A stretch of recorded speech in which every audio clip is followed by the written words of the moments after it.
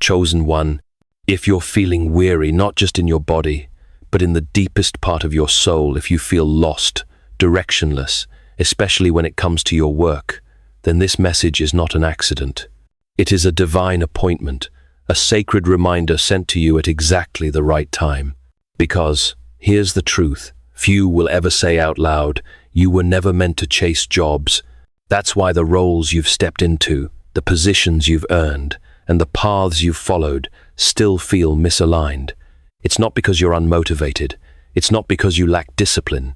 It's because you are chosen, and your assignment was never meant to fit inside the world's definition of success.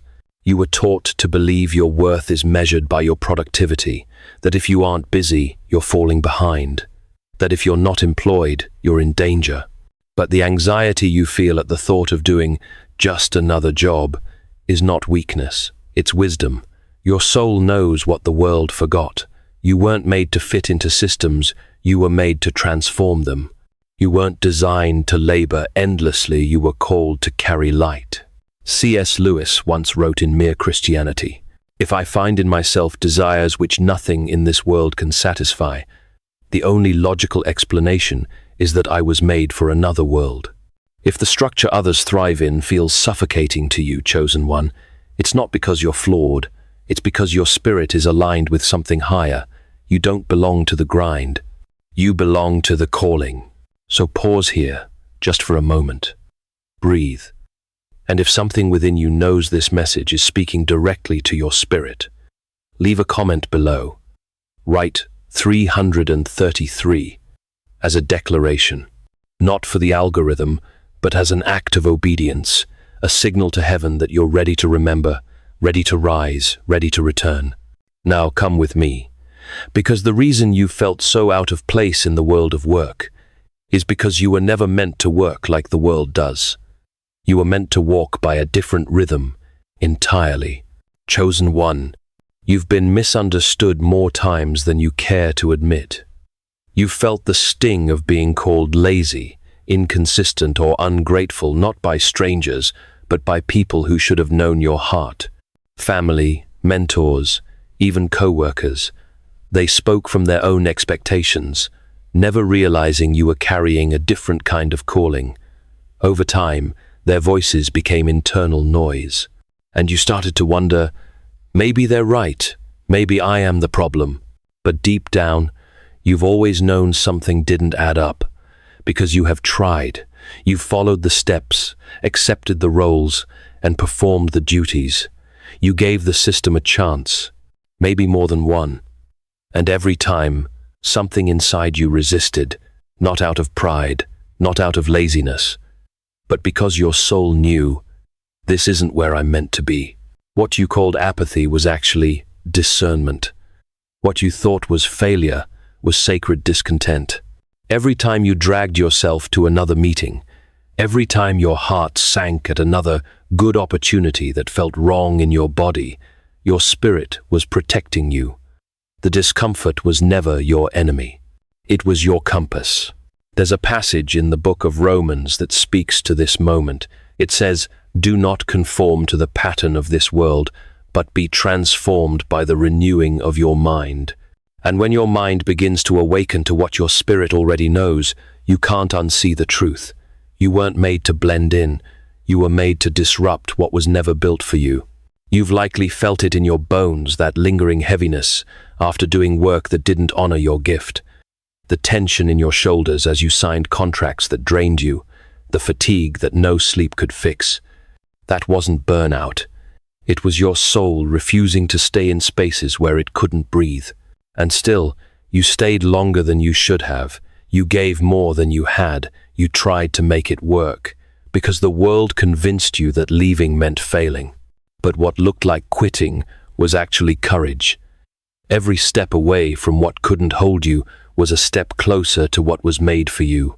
What they saw as flakiness was actually obedience. Obedience to the voice that said, "You're not supposed to stay here. You were never meant to perform for approval. You were meant to walk with purpose." And purpose doesn't always come with a job title or a salary package. Sometimes it starts with simply telling the truth. This no longer fits who I am. So no, you're not lazy, you're not unstable. You are awakening, and with awakening comes disruption. You can't go back to pretending that survival is enough. You can't keep showing up in rooms that expect you to be small. Not when your spirit has tasted what freedom feels like. You're beginning to understand that your energy is sacred, that your time is an offering, that your presence carries weight, and none of that was ever meant to be wasted in systems that don't see you. This isn't about abandoning responsibility. It's about stepping into alignment, choosing clarity over chaos, wholeness over hustle, peace over pressure. You weren't created to labor for someone else's dream. You were chosen to birth something eternal, and that something begins with your gift. Not the skill you were trained for, but the truth you were born to carry. That's where we go next. You were given a gift not just to use, but to live through. You were never meant to begin with a title. Your true calling began with a gift, not a skill you learned to survive, but something sacred you've carried from the very beginning. Perhaps it's how you see beauty in brokenness. Maybe it's the peace your presence brings, or the way your words create light in dark places. Creativity, compassion, vision, wisdom, whatever it is, it didn't come from the outside. It came through you, and it was never given merely to be useful. It was meant to be lived. Because it comes so naturally, you may have overlooked it, told yourself it was too easy to matter, assumed that real work must feel exhausting. That's what the world taught you. Struggle equals value. But the truth is, when you move in your gift, you're not avoiding effort, you're aligning with grace. It's not that the work disappears, it simply fits. Where grace flows, ease follows, not because the path is simple, but because it's yours. You've probably spent years chasing identity outside yourself, looking for meaning in positions, in recognition, in what others expected. All along, your gift waited, not silently, but patiently, whispering, nudging, calling you back. God never asked you to become someone else to fulfill your purpose. He asked you to return to who you've always been. The version untouched by fear, the design before doubt entered the picture. Here's what many never say. When you neglect your gift, it doesn't fade. It turns restless. It becomes a quiet ache, a heavy feeling you can't name. That sense that something's missing, even when life looks fine on the outside, it's not failure. It's your spirit trying to speak. That weight you've carried, the fatigue that sleep won't fix, it's not burnout. It's an unused purpose.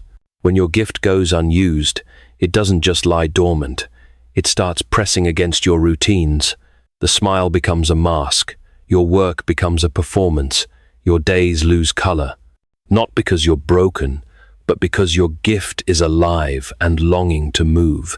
It doesn't want to be admired. It wants to be activated. Not for applause or status, but to bring healing, clarity, and transformation first to you, then to others. Maybe that's what you've been sensing lately. A quiet discomfort, an invisible pull, like you're participating in a life that doesn't reflect your truth. That feeling is sacred. It's your gift asking to be trusted again, not exploited, not buried beneath fear, but released. You don't need a master plan to begin. You don't need an audience. What you need is willingness. Begin with what's already in your hands, the story you carry, the burden you can't ignore, the creativity that keeps visiting you when no one's watching. That urge to build, speak, write, teach, or heal, that's not random, it's divine. You don't have to figure it all out right now. You just need to move. The door you're waiting for won't open through effort alone. It responds to surrender. Because this isn't about forcing, it's about flowing. When you say yes to your gift, the path begins to reveal itself. If you've wondered whether you're too late, or if your gift is too small, hear this clearly. There is no expiration date on a divine assignment. What matters isn't your past, your pace, or other people's opinions. What matters is this moment, that you're willing to listen, that you're ready to begin. Because the moment you honor your gift, Something shifts, not just around you, but inside you. Life starts moving differently. You stop surviving and start living with purpose. You begin to breathe again. And from that breath, something deeper awakens. You no longer live by the world's terms, but by a sacred rhythm. That's what we step into next. You were never supposed to survive by the world's economy. You were called into a sacred one. You were never meant to measure your worth by your paycheck. That's why the traditional path has always felt strangely empty, because you were never designed to simply survive by the world's economy. You weren't sent here to endlessly compete or climb. You were sent to create, to carry presence, to reflect a value system not built on scarcity, but on sacred purpose. For most of your life, you were told that your value would be proven through performance, that if you kept producing, earning, and climbing, eventually you would find peace. But the peace never arrived. The more you gave, the more the world demanded. You were rewarded with titles but not fulfillment, with busyness but not meaning, because the system you were trying to thrive in wasn't made for your soul. It was designed to keep you running, not to let you rise. What you feel now, that resistance to chasing for the sake of survival, isn't irresponsibility, it's a revelation. You're beginning to sense that something greater is pulling you in a different direction, not backwards, not down, but deeper. The grind doesn't satisfy you anymore because you were never meant to live under it. You were meant to live through the rhythm of calling. There is another economy, a higher one, a spiritual one. In this economy, obedience becomes strategy, presence becomes currency, peace becomes proof. Here, your provision doesn't come from pressure, it comes from alignment. When you say yes to what God placed in you, provision begins to follow you, not because you chased it, but because you trusted Him. Jesus said in Matthew 6:33, "But seek first the kingdom of God and His righteousness, and all these things will be added to you." That isn't poetic language, it's a blueprint. When you realign your priorities with the kingdom, you stop striving for things that were always meant to find you. Your needs are not forgotten, they're fulfilled as you follow. And yes, this path may confuse others. They'll wonder why you left something stable, why you said no to a promotion, why you turned down the opportunity that seemed perfect. But what they don't understand is that you're building something different. You're not living for what looks right. You're living for what feels right in your spirit. And that shift, though it costs comfort, ushers in peace. C.S. Lewis captures it so clearly in The Weight of Glory. We are half-hearted creatures, fooling about with drink and sex and ambition when infinite joy is offered us. You were never meant to settle for ambition without meaning. You were never built to trade your soul for a salary.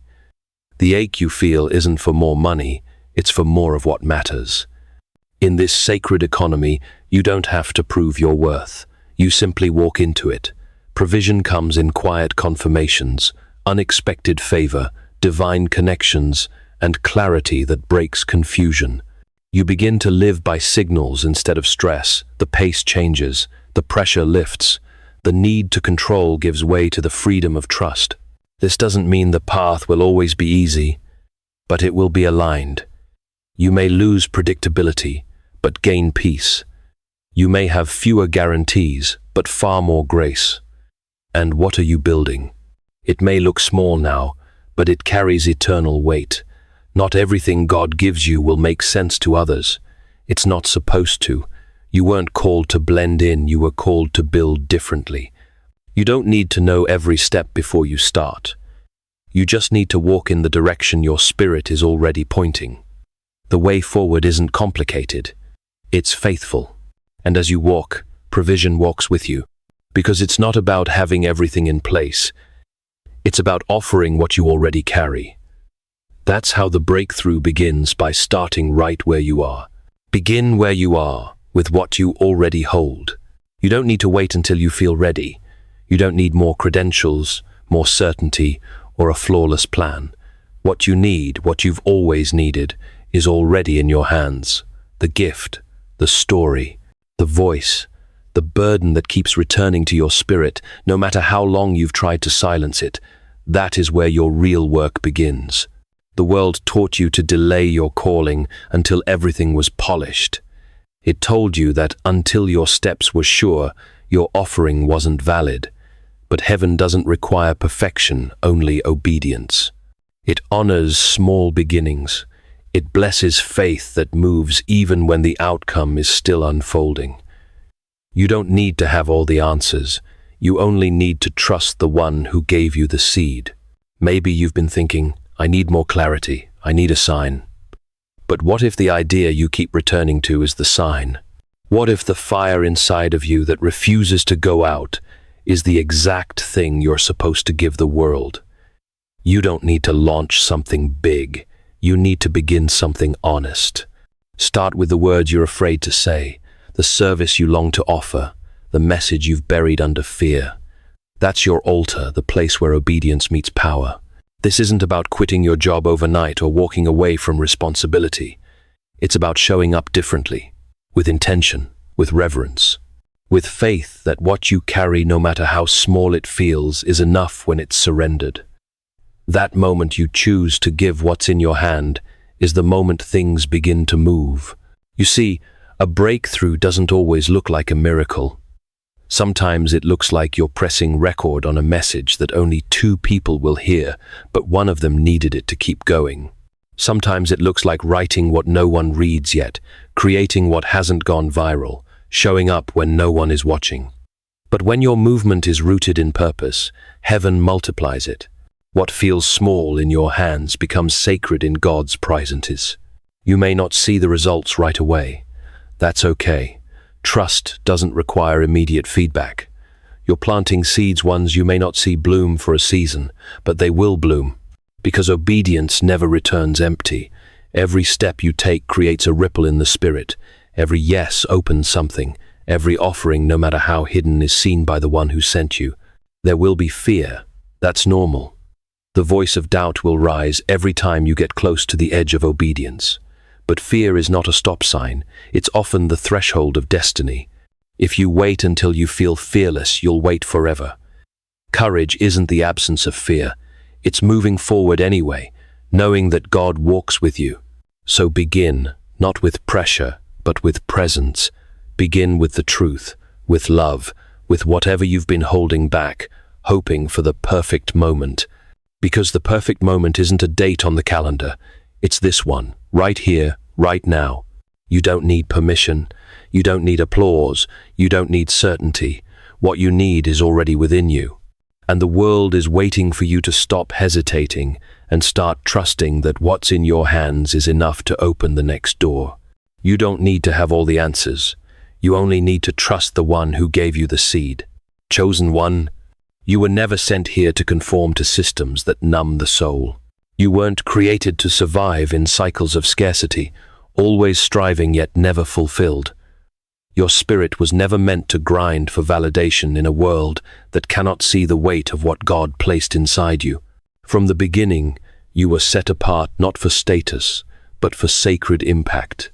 The ache you've carried, the resistance to fitting in, the quiet knowing that there's more is not a flaw.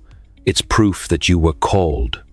You've been trying to adapt to a life too small for your spirit. But that inner discomfort, it's not failure. It's the signal that heaven has something different for you, something deeper, something aligned with the original design. Chosen one, your gift is not random, it is sacred. It was assigned to you before the world told you who to be. It is not a side project. It is a spiritual instrument, meant not just to express your soul, but to awaken others. You weren't called to survive the noise. You were chosen to release light into it. There's a line from The Four Loves by C.S. Lewis that speaks to this divine offering. The proper aim of giving is to put the recipient in a state where he no longer needs our gift. That is the heart of your calling. Your gift isn't about building dependency.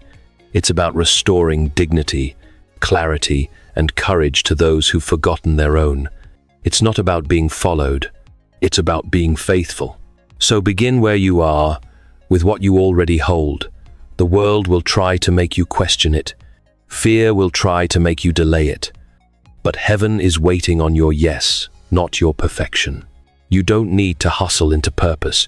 You only need to surrender into it, because obedience will take you further than ambition ever could. If this message reached something deep in your soul, don't keep it to yourself. Leave a comment below. Speak into this space. Write, "I am chosen, and I say yes." If your spirit is ready to align with the assignment heaven gave you, your words might be the confirmation someone else has been waiting for. Now, let us pause and pray together. Lord, remind your chosen one that they are not behind. Reassure them that they are still on time in your divine plan. Give them the courage to honor the gift, the grace to begin with what they have, and the peace to release what they're not. Let their next step be led by trust, not fear. May your perfect peace guard their mind and their movement as they walk forward, not as the world demands, but as heaven designed. Amen.